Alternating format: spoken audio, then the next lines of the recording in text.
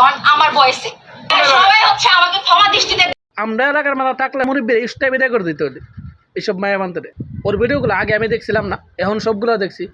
মানে কমাস আর স্টাইলটা দেন, মানে একটা মতো কমাস, মানে ডাইরেক্ট।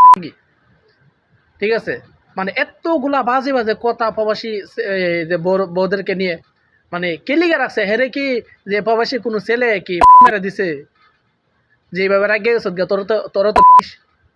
আর বুঝলাম না কিশোরগঞ্জ ছেলে এই মানুষটা কি হেরা কি মাইকে নাকি একটা মায়ার এই ভালো করে বিচার করতে পারতো। এই মায়ার কমা স্টাইল দেন কিভাবে কমা চাইতেছে, যেমন দেখা যায় দেখি যে কি কমা চাইতেছে যেমন হে, যেমন আর উল্টা এরা টেট দিতেছে একটা অবস্থা ডাইরেক্ট শেষ।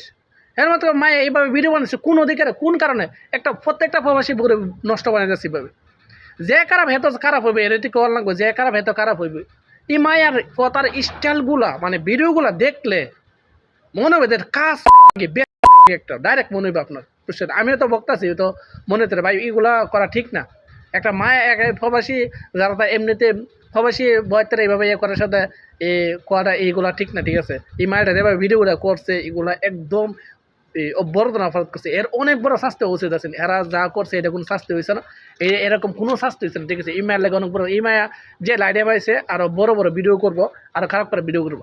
এরা দৌড়ান আছেন দইরা ডাইরেক্ট ওকে লাইটতে দেয় এলাকাতে বাইকের দেহের মতো মায়ের কি পালাইছে। এরা বুঝলাম না বুঝতে এলাকার মানে এরকম একটা মায়া। আমরা এলাকার মাথা থাকলে হতো আমরা এলাকার মানুষের উষ্টায় মুরব্বী উষ্টায় বিদায় করে দিতে হতো এইসব মায়া বান্তরে। এসব অসভ্য মহিলা মায়া পান এলাকার মধ্যে কোনো অনুযোগ এলাকার ইয়ে আছে। একটা মাগের এলাকার মধ্যে তাই দেয়া কি ইয়ে উস্কে দিচ্ছে ভাই, বুঝলাম। দেখতে বোঝা যায় একদম মাগি।